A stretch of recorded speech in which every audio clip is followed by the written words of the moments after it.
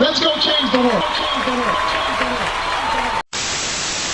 I want to try to get you both to answer a question that neither of your principals quite answered when my colleague Jim Lehrer asked it last week. Starting with you, Senator Biden, what promises, given the events of the week, the bailout plan, all of this, what promises have you and your campaigns made to the American people that you are not going to be able to keep? Well, the one thing we may have to slow down is a commitment we made to double foreign assistance. We'll probably have to slow that down. We also are going to make sure that we do not go forward with the tax cut proposals of the of John McCain, the existing one for people making over $250,000, which is $130 billion this year alone.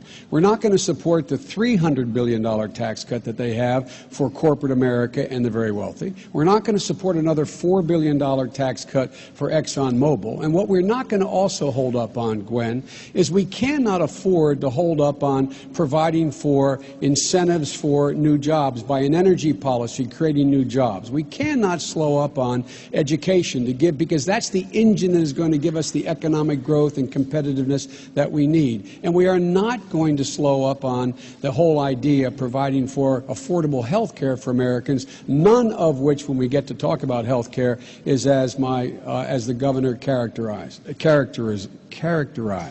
The bottom line here is that we are going to, in fact, eliminate those wasteful spending that exist in the budget right now. A number of things I don't have time because the light is blinking that I won't be able to mention, but one of which is the $100 billion tax dodge that, in fact, allows people to take their post office box offshore, avoid taxes. I call that unpatriotic.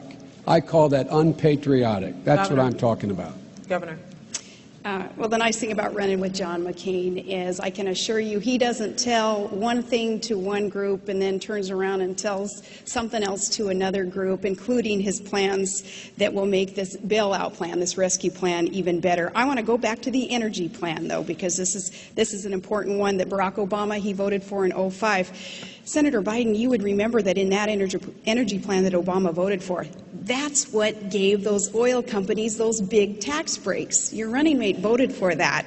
You know what I had to do in the state of Alaska?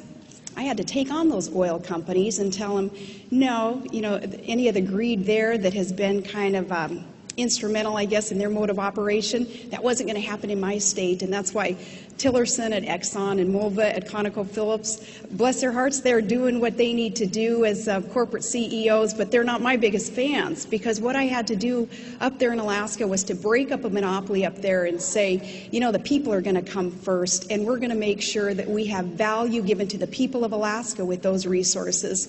And those huge tax breaks aren't coming to the big multinational corporations anymore, not when it adversely affects the people who live in a state, and in this case, in a country, who should be benefiting at the same time. So it was Barack Obama who voted for that energy plan that gave those tax breaks to the oil companies that I then had to turn around as a governor of an energy-producing state and kind of undo in my own area of expertise, and that's energy. So, Governor, as Vice President, there is nothing that you have promised as a candidate that you wouldn't take off the table because of this financial crisis we're in?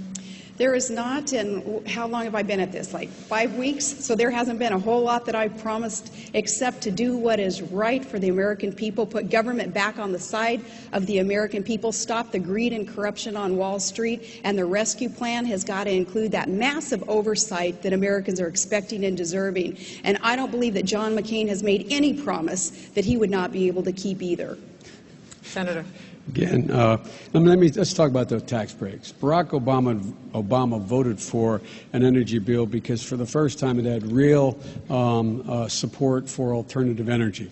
When there were separate votes on eliminating the tax breaks for the oil companies, Barack Obama voted to eliminate them. John did not. And let me just ask a rhetorical question.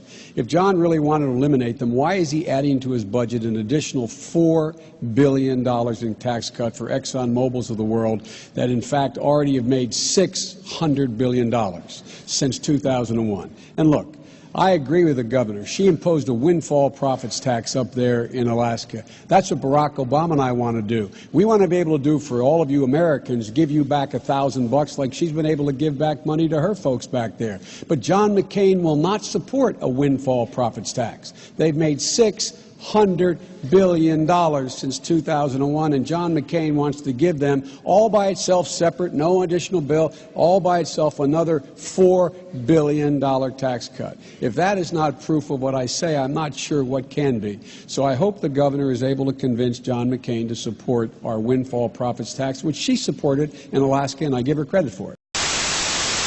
Let's go change the world. Change the world. Change the world.